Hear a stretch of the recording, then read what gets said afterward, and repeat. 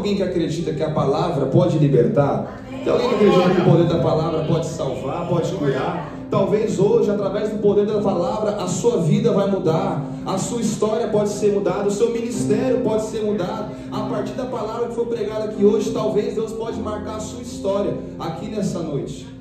Amém? Vamos fazer a leitura do texto, Atos 9, versículo 17, diz assim: E Ananias foi pelo caminho e entrou na casa, e impondo as suas mãos sobre ele, disse: Irmão Saulo, o Senhor Jesus, que te apareceu no caminho por onde vinhas, me enviou para que recebas tua visão e sejas cheio do Espírito Santo. E imediatamente lhe caíram dos olhos como se fossem escamas, e ele imediatamente recebeu a visão, e levantando-se foi batizado. Glória a Deus. Pode ocupar seu assento, por gentileza.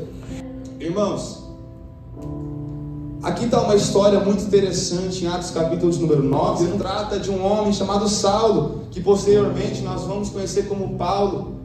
Às vezes algumas pessoas não sabem a diferença de Saulo para Paulo. Simplesmente Saulo é o nome hebraico do apóstolo e Paulo é o nome grego. Então, nesse momento, Saulo, ele era um judeu de nascença, ele era de linhagem judaica. Ainda que uma parte de sua família também era romana, ele vinha de uma linhagem judaica. Tanto que ele cresce sobre ensinamentos judaicos. Ele cresce, aleluia, ensinado por Gamaliel. O apóstolo Paulo, que nesse momento ainda era só conhecido como Saulo, ele tinha um background, ele tinha uma carreira de estudos, uma carreira acadêmica. Ele era um homem conceituado. E ele até fazia parte dos fariseus, do grupo dos fariseus, homens esses que eram dotados de sabedoria, da lei do Senhor. Só que o que eu acho mais interessante na palavra, e principalmente na história de Saulo, é que ele era um homem letrado, ele era um homem estudado, ele era um homem academicamente com muito sucesso, mas ele não conhecia o mais importante. Ele sabia da lei, ele sabia da palavra do Senhor, mas ele não sabia o que todos os profetas apontavam, que era para Jesus. Ou seja, ele estudou, mas todo esse tempo de estudo, ele não conseguiu descobrir o principal propósito de toda a lei, de toda a profecia, de toda a escritura. Então você percebe aqui que ele não conhecia Jesus, como posso dizer, não conhecia Jesus na sua forma divina, como um Salvador, como um Messias. Na verdade, ele conhecia Jesus como um líder de uma rebelião. Era isso a visão de Paulo ou de Saulo sobre Jesus. E aí que eu chego num ponto muito interessante. A gente pode investir tanto nos nossos estudos, a gente pode investir tanto em livros, pode investir tanto em coisas acadêmicas, em estudos específicos, mas você percebe que o dinheiro não compra a revelação do Senhor. O dinheiro não compra o conhecimento de Jesus. O dinheiro não pode comprar a sua intimidade com Deus. E com Saulo não era diferente. Ele cresceu um homem estudioso, mas não conhecia Jesus em sua forma plena, em sua forma divina, em uma forma de operação, de função de Salvador. E então Saulo não só não conhecia essa parte de Jesus, mas ele perseguia quem conhecia. E sabe o que eu acho interessante, queridos irmãos? Que muitas vezes, quando a gente sabe um pouco a mais, a gente descobre coisas novas, a gente quer começar a se colocar no lugar de uma posição mais alta do que outras pessoas. Você vê que Saulo, ele era estudado, Saulo era dotado, Saulo era um homem estudioso, mas ele perseguia pessoas que acreditavam em Jesus. Ou seja, tudo que ele aprendeu não valeu de nada, porque o principal ensinamento de tudo que ele aprendeu, ele não entendia, e perseguia quem compreendia. Ele perseguia as pessoas que seguiam os ensinamentos de Jesus. A palavra do Senhor vai dizer no capítulo 9, dos primeiros versículos, ele perseguia as pessoas do caminho, que seguiam o caminho de Jesus. E aí você percebe, aleluia, que ele está indo. Se você ler o capítulo 9, você percebe que ele está indo, aleluia, para uma cidade, glórias ao nome do Senhor Jesus Cristo, chamado Damasco, para perseguir mais cristão. Saulo não era qualquer tipo de homem, ele era um homem que prendia cristão. Ele era um homem que não tinha pena, tanto que a palavra do Senhor nos diz que ele viu Estevão, um dos discípulos, um dos apóstolos, morrendo apedrejado, e não se consentiu com aquilo. Ele teve prazer em ver Estevão ser apedrejado, e ele estava a caminho de Damasco, procurando mais cristãos, aleluia, para atacar, para prender, até que no meio de um caminho, ele encontra o caminho. Eu vou repetir para você guardar isso aqui. No meio de um caminho, Paulo encontrou o caminho. Amém. Quando Paulo recebe uma plena visão por quê? Porque as pessoas que estavam em volta não viram o que ele viu. Saulo estava no seu caminho, ele cai do seu animalzinho, fica no chão ali, não consegue enxergar porque ele vê uma luz muito forte. Era Jesus Cristo de Nazaré. E sabe por que Jesus brilhava? Porque o Jesus que ele encontrou não era mais o Jesus que veio na terra, não era mais aquele corpo humano, era um corpo glorificado. E quando o corpo de Jesus era glorificado, significava que ele brilhava. A palavra do Senhor Jesus diz que ele brilha mais do que a luz do sol. Então você percebe que Saulo teve um motivo para cair do seu cavalinho. Ele caiu no chão porque ele não aguentou enxergar adiante, porque uma luz muito forte alcançou ele. Aí Jesus chega em Paulo, antigamente Saulo, e diz assim: Saulo, por que tu me persegues? Saulo ouve aquela voz, não reconhece que é Jesus e diz assim: com quem que eu estou falando? Quem és tu? E Jesus diz: eu sou Jesus, aquele que tu tens perseguido. Só que o que eu acho muito interessante, queridos, é que Saulo não estava perseguindo necessariamente a pessoa de Jesus. Ele estava indo atrás das pessoas que aceitavam a Jesus. Mas Jesus diz: eu sou Cristo, a quem me persegues. Ou seja, você percebe que qualquer pessoa que ataca um cristão não está atacando o cristão, mas está atacando a Jesus. Você percebe que toda vez que alguém quer fazer mal a um cristão, na verdade não faz mal a Cristo, mas faz mal a Jesus. Tanto que Jesus, num dos evangelhos, ele vai dizer que qualquer pessoa que faz bem a estes, faz bem a mim. A palavra cristão significa imitador de Cristo. Então Saulo percebe que na verdade ele estava mexendo com algo muito pior do que imaginava. Depois que ele vê o corpo glorificado, depois que ele vê Jesus, depois que ele tem aquela visão de Jesus descendo e falando com ele, ele fica até assustado. Nós entendemos pelas figuras de linguagem que ele fala aqui no versículo que ele fica assustado. Só que o que eu acho muito interessante, queridos, e aqui eu quero que você deixe bem claro para você, que Saulo fisicamente ele ficou cego essa hora, mas espiritualmente ele estava cego faz muito tempo. Fisicamente Saulo só fica cego agora, mas espiritualmente ele estava cego fazia muito tempo. É por isso, queridos, que quando um ateu vai fazer os seus debates, ele não se convence do cristianismo. Se você conversar hoje com um ateu, se você conversar hoje com alguma pessoa que é agnóstica, você vai perceber que muitas dessas pessoas já leram a Bíblia inúmeras vezes, e muitas vezes a gente não terminou uma vez a Bíblia, e essas pessoas que não são crentes, não são cristãs, leram a Bíblia várias vezes. Só qual que é a diferença? Como é que eles leem esse livro sagrado tantas vezes e não conseguem receber uma transformação? Mas nós lemos alguns versículos aqui e nós sentimos a presença de Deus.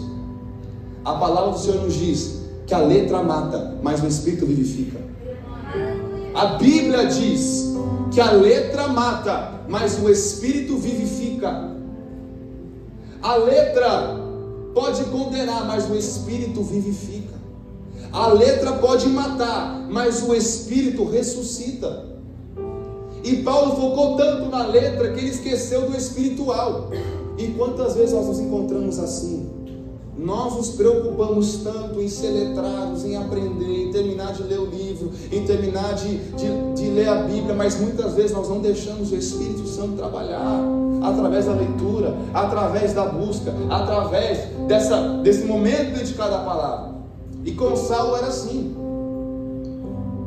Só que Jesus olhou um dia para ele com um olhar de misericórdia e disse: hoje é o dia que eu marquei para ter um encontro com Ele. Quantas pessoas já não tiveram esse encontro? Eu cresci na igreja, eu cresci dentro de uma família missionária, mas não foi por causa que eu cresci numa família missionária que eu tive um encontro com Jesus. Eu tive um encontro com Jesus quando eu decidi ter um momento particular, quando Jesus decidiu ter misericórdia de mim e se encontrar tete a tete, face a face. Eu quero te dizer algo: Saulo era rodeado de judeus, Saulo era rodeado de fariseus, Saulo era rodeado de escribas, de romanos também, muitos estudiosos. Saulo era rodeado por todas as pessoas, mas não conseguia enxergar o verdadeiro Deus. Nós hoje podemos estar rodeados de pessoas da igreja, nós podemos estar aqui na Lighthouse, podemos estar aqui com o pastor, mas muitas vezes nós não temos a divina revelação de quem Deus é. Nem sempre as pessoas à sua volta vão ditar quem você é, ainda mais no seu relacionamento pessoal com Jesus. Pode dizer uma coisa: quem vai buscar Jesus por sua vida, aleluia, no final vai ser você. Pessoas oram por você, pessoas intercedem para você, mas quem vai dar o passo para ter um encontro real vai ser você. É você e Deus. E quando Saulo, ele vê que ele teve esse encontro, quando logo ele percebe que realmente Jesus é poderoso, que realmente Jesus é o Messias, a visão dele se acaba. E quantas vezes, irmãos, muitas vezes, eu tenho 19 anos, mas já passei por algumas desilusões, algumas tribulações, e parece que quanto mais você busca a Deus, quando você realmente tem um encontro particular com Deus, as coisas ficam mais difíceis.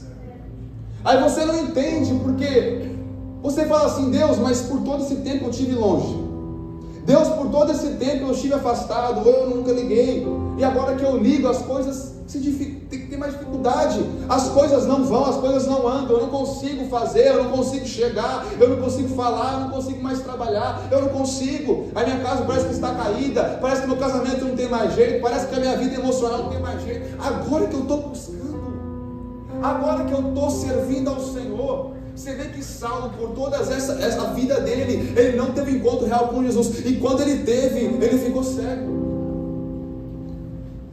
E as pessoas de fora não entendem o porquê que muitas vezes, quando a gente está buscando a Deus de verdade, é nesse momento que as dificuldades chegam. Mas eu quero dizer algo para você nessa noite, e se você tem glória, já pode liberar. A dificuldade na sua vida não é para te fazer cair, é para te fazer mais forte.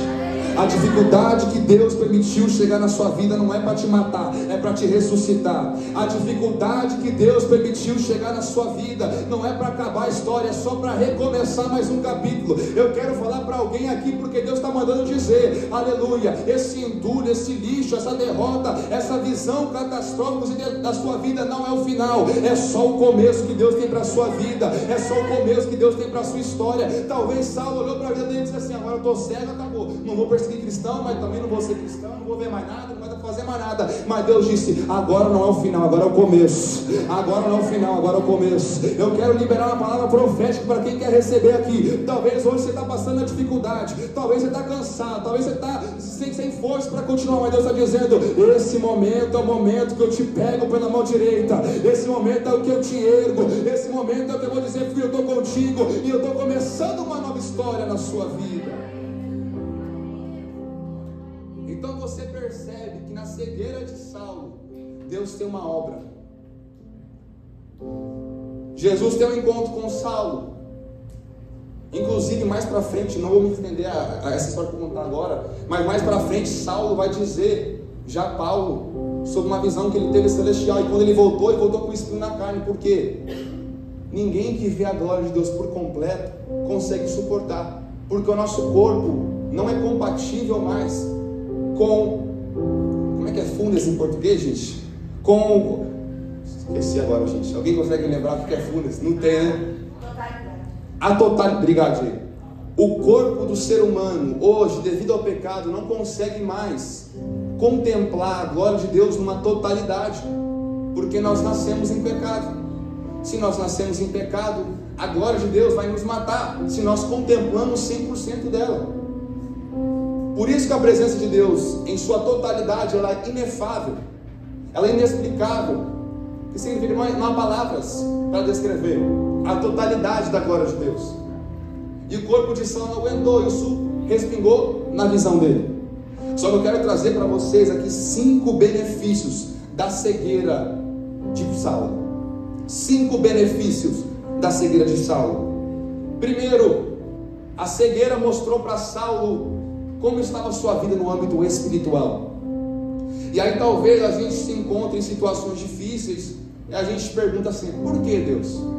A gente quer sempre entender tudo, né? O ser humano, ele é muito didático, vamos dizer assim. Ele é muito, eu quero saber de tudo, quero saber da manhã, eu quero planejar tudo.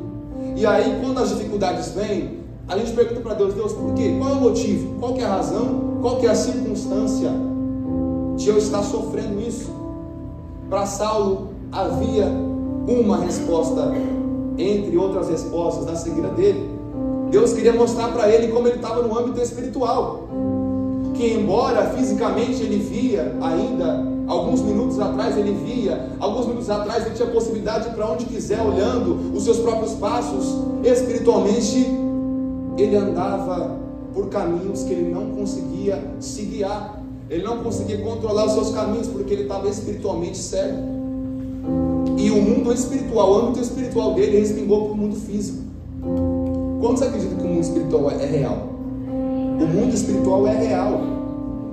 E Deus trouxe uma plenitude para Saulo, para mostrar ao Saulo: talvez no mundo da terra, na vida humana, você se acha dotado, você se acha o tal, você persegue os cristãos, você acha todos eles, mas espiritualmente você está assim, cego.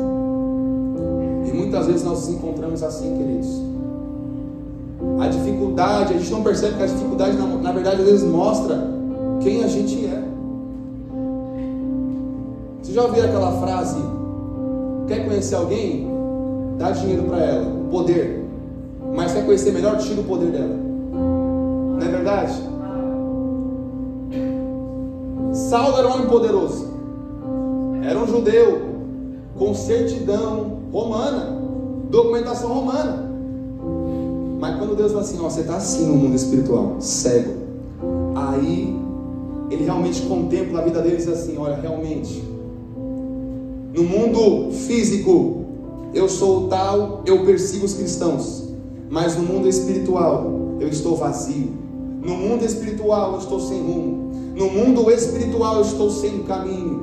Mas eu tenho uma palavra não só para Saulo, mas para quem está aqui nessa noite hoje. Talvez você se encontre como Saulo, não sabe para onde ir, não sabe o caminho que tomar, não sabe para onde alcançar, aleluia, a presença de Deus. Talvez você está perdido no caminho, assim como Saulo. Mas eu vou liberar uma palavra profética, porque João 14,6 vai nos dizer: eu sou o caminho, eu sou a verdade e eu sou a vida. Ninguém vem ao Pai senão por mim. Pode ser uma coisa, talvez você se acha perdido, desamparado, não sabe o caminho, não tem o GPS espiritual, não tem o mapa espiritual. Mas Deus está dizendo: apenas confie em mim, porque eu sou o próprio caminho, eu sou a própria porta, eu sou a própria trajetória para a sua vida.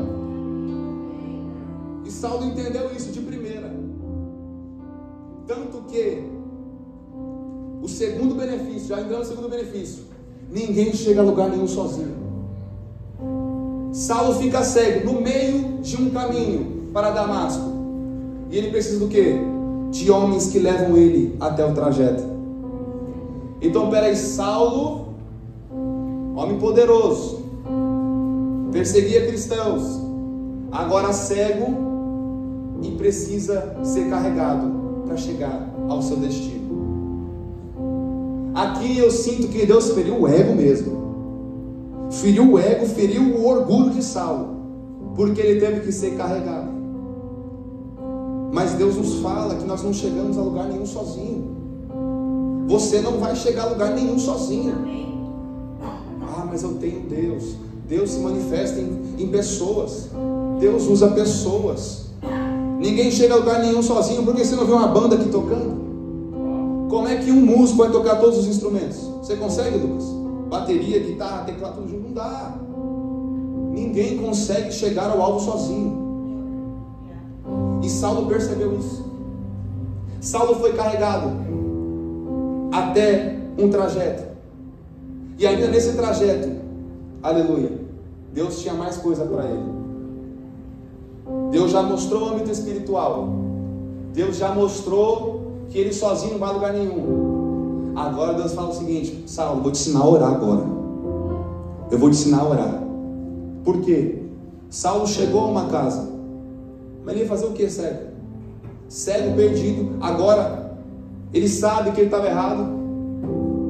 Tenho certeza que, como ele era ser humano, nós também somos seres humanos. Nós sabemos que quando nós deparamos com o nosso erro, o inimigo vem pontar dedo, o inimigo vem falar: olha, você é sujo. O inimigo vem falar: olha, você é pecador, você é destituído da glória de Deus, você não merece a Deus. É isso que o inimigo faz. Eu tenho certeza que o inimigo fez isso com Saulo também. Está vendo? Você não percebia aí, ó? Está vendo só? Você não é nada. Só que nesse momento de falta de entretenimento, falta do que fazer para Saulo, o que ele foi fazer? Ele foi orar. A palavra do Senhor Jesus diz que ele foi orar. Aqui, ó, no versículo 7 em diante, você vai acompanhar que no lugar que ele chegou, ele começa a orar. Aí, irmãos, isso eu acho muito lindo, e realmente eu acho que Deus tem um mistério com dificuldades. Às vezes Deus permite dificuldades chegarem para nos motivar a buscar a presença dele. Você já percebeu que muitas pessoas, quando tudo vai bem, elas não buscam a Deus? Mas quando as coisas começam a se revirar, quando as coisas começam a dar errado ali, ela vai orar. Aí às vezes a gente pergunta: Deus, por quê? Por que eu estou cego? Por que eu estou com essa luta? Por que eu estou com essa dificuldade? Muitas vezes Deus está dizendo: eu estou com saudade do íntimo, eu estou com saudade do particular, eu estou com saudade de quando você me encontrava no quarto. Mas parece que você está tão ocupado com as bênçãos que eu te dei, parece que você está tão ocupado pelas dádivas que eu te proporcionei, que você não vem buscar mais no quarto. E Saulo percebeu isso. E quando Saulo teve a concepção que ele estava cego, no lugar sem ter o que fazer, ele disse o seguinte: eu vou orar.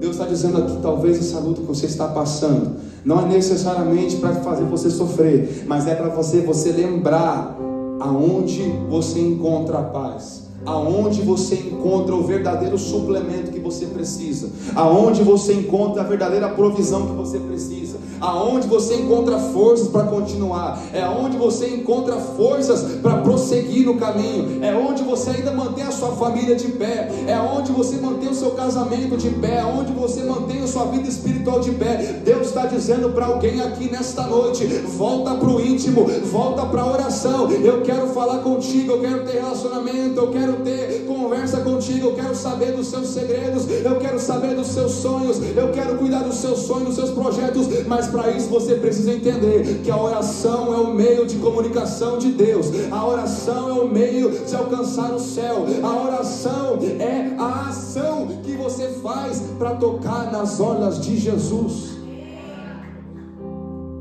Então entenda, muitas vezes que você passa agora não é realmente para te fazer sofrer, mas é realmente para Deus te salvar dessas situações. Dizer assim, ó, sem a dificuldade ele não busca, sem a dificuldade ele não vai atrás, sem a dificuldade ele não olha. Então vamos deixar a dificuldade chegar um pouquinho para ele lembrar que é o Deus dele.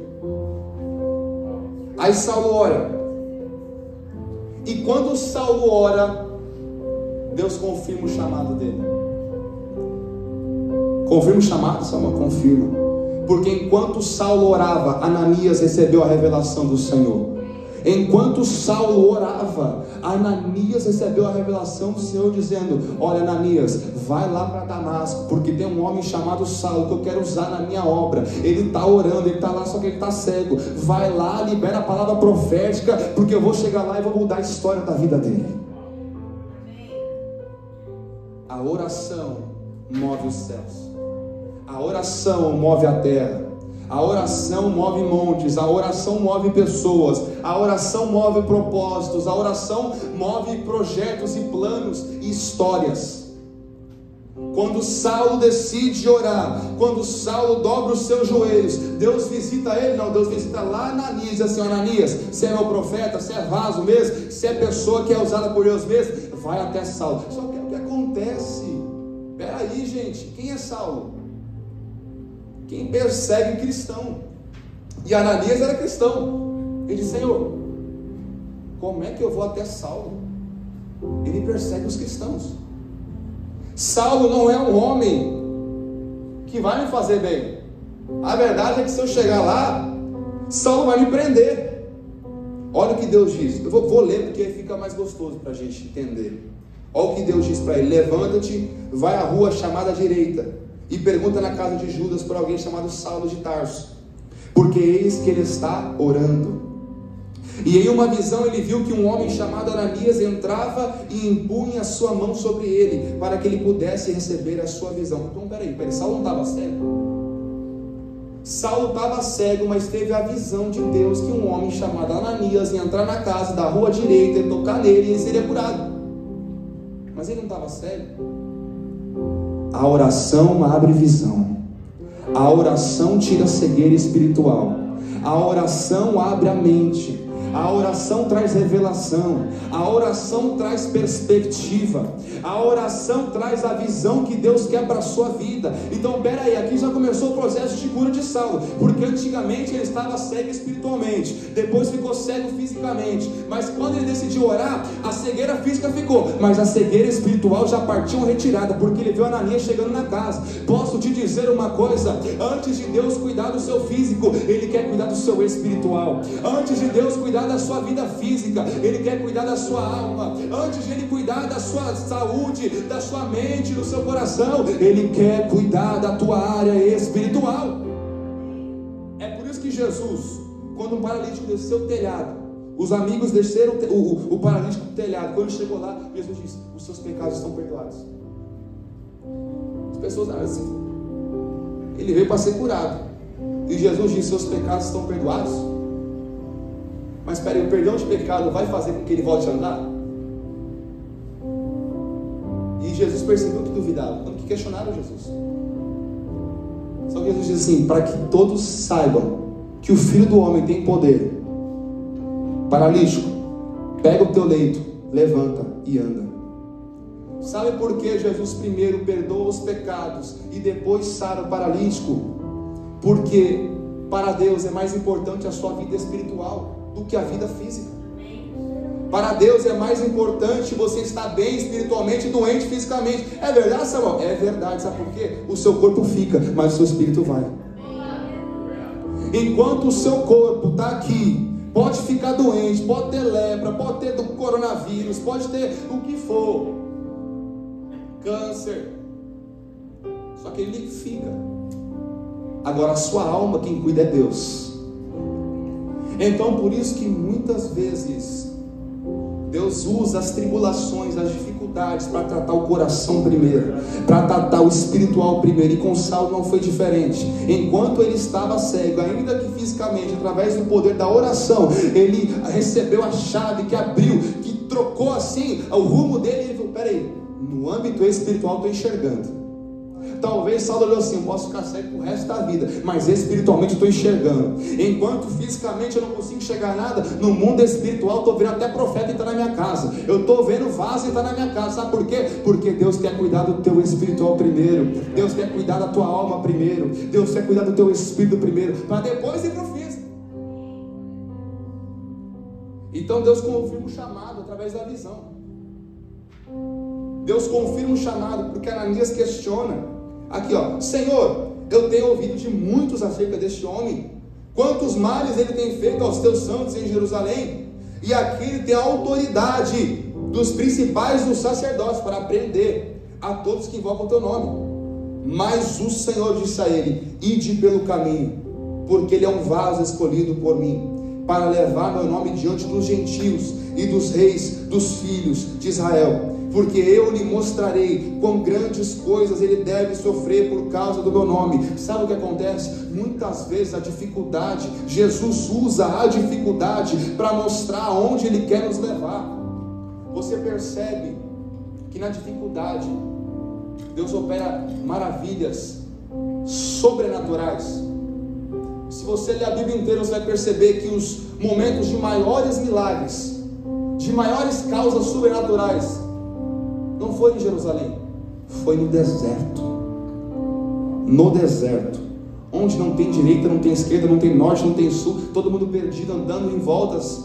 No deserto, Deus operou os maiores milagres, os maiores sinais, as maiores maravilhas. O que eu quero dizer para você aqui nessa noite é para você ter ânimo. Talvez a situação é difícil, talvez você está passando por tribulação, talvez você está no deserto, mas Deus está dizendo: é no deserto que eu opero o milagre, é no deserto que eu opero a cura, é no deserto que eu faço o sobrenatural. Sabe por quê? No deserto você olha para frente, tem areia, para trás tem areia, para a direita tem areia, para a esquerda tem areia, você não tem caminho, não tem para onde ir. Aí Deus está dizendo: é nessa hora que eu vou te encontrar, é nessa hora que eu vou te alcançar, é nessa hora que eu vou ministrar cura, é nessa hora que eu vou transformar, que eu vou restaurar, que eu vou mudar a sua história, porque aonde você vê que não tem mais jeito, aí eu entro e dou jeito.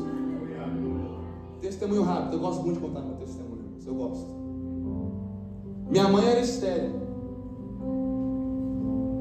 morava aqui nos Estados Unidos, fizeram missões aqui quando eu era bem criancinha. Minha mãe ia ao médico fazer exames e exames para confirmar o seu grau de esterilidade. E meu pai e a mãe oravam juntos, porque era o maior sonho ter um filho. Até que um dia a mãe chegou em casa e disse assim: olha, amor, hoje o médico disse, através dos exames, que eu não tenho mais nenhum percentual de chance de conceber. Eu tenho 0% de chance de ser mãe. Eu não tenho capacidade para gerar um filho. Os exames dizem não. E meu pai disse: glória a Deus. Minha mãe faltou socar a cara do meu pai. Ela disse: espera aí, o nosso maior sonho é ter um filho. E agora que a medicina chega e diz para mim, não tem mais gente, você diz glória a Deus?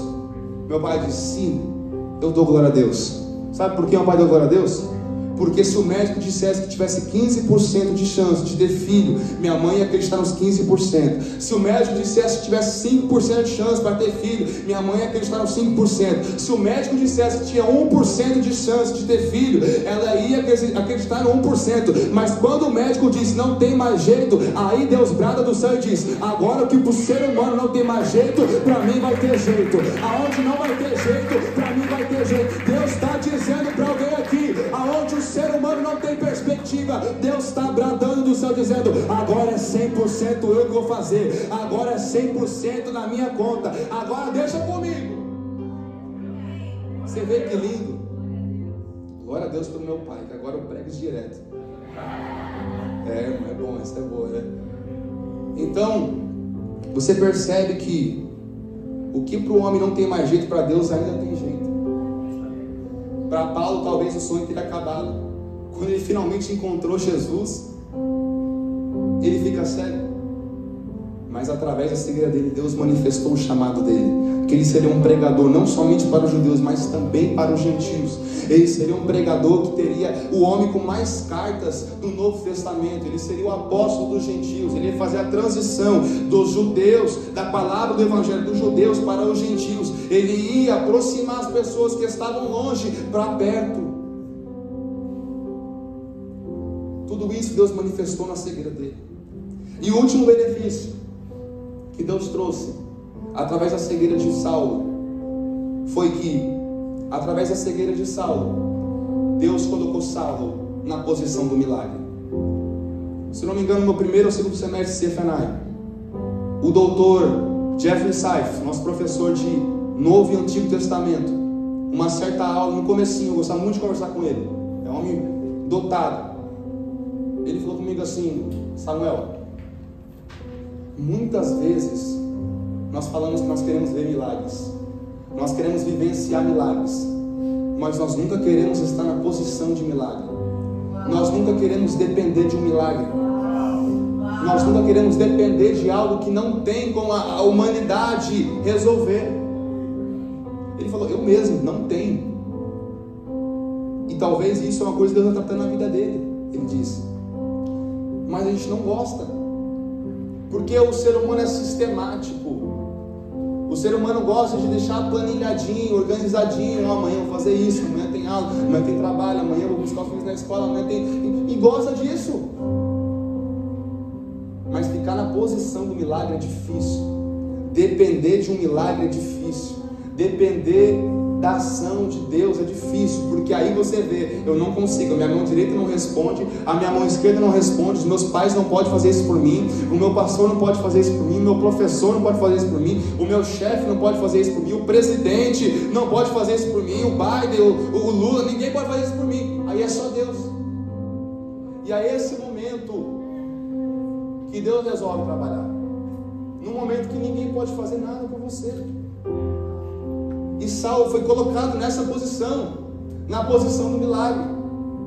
Ele podia gastar tudo que ele tinha com o médico, mas não ia resolver a cegueira dele. Ele podia pagar para o governo romano, sendo romano, dizendo assim, ó, cura meu olho. Não ia curar.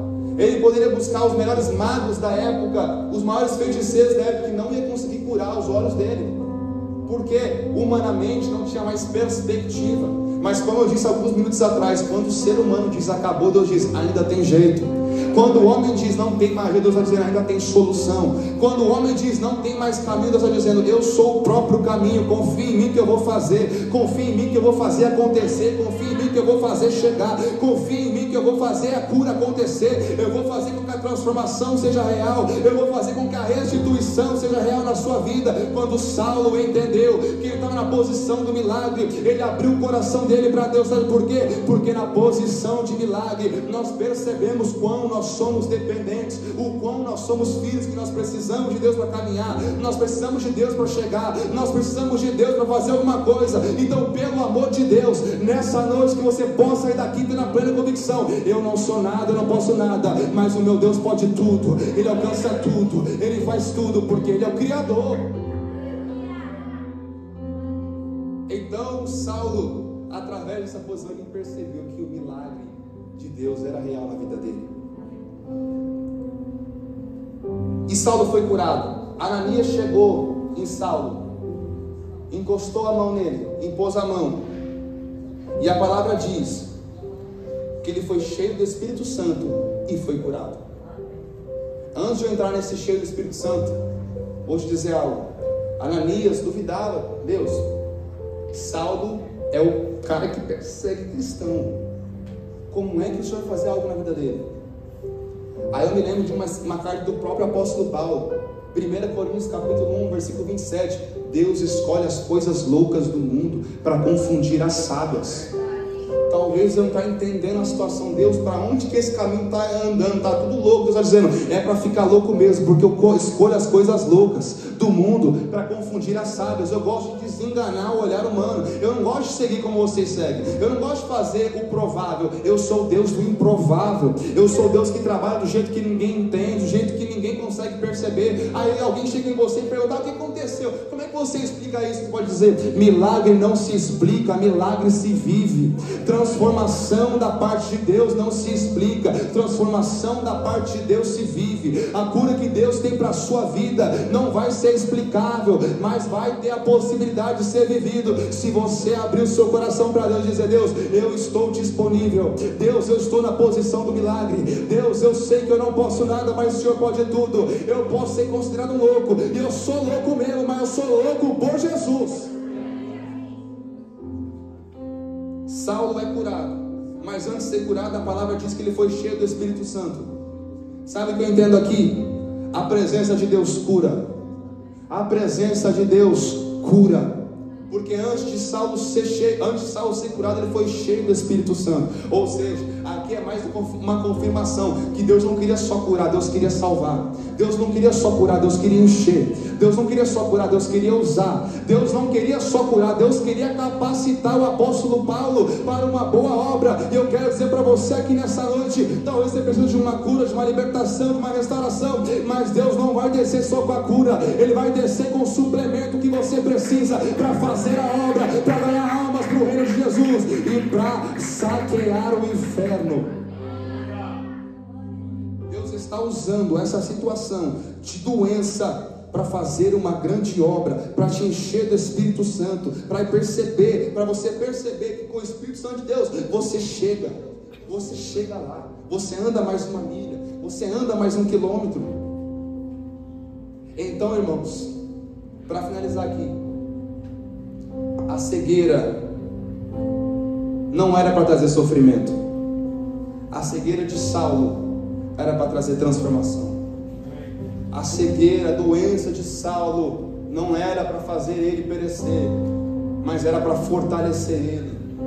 As lutas que nós enfrentamos na nossa vida não é para nos fazer cair, é para nos deixar mais forte.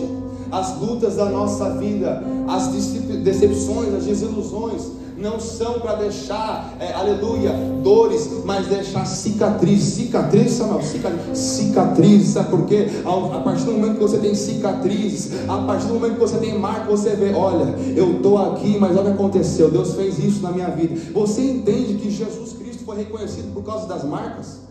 Jesus Cristo, quando chegou aos apóstolos, nenhum deles acreditou. Tomé duvidou, mas nenhum deles sabia que era Jesus. Mas Deus disse, olha as marcas. Deus está dizendo, você vai ser reconhecido por causa das suas marcas. As pessoas vão ver o agir de Deus através das suas marcas. As pessoas verão o agir de Deus através das suas cicatrizes. As cicatrizes, as marcas, não são para deixar dores, mas é para deixar a história que Deus tem para a sua vida. Aleluia.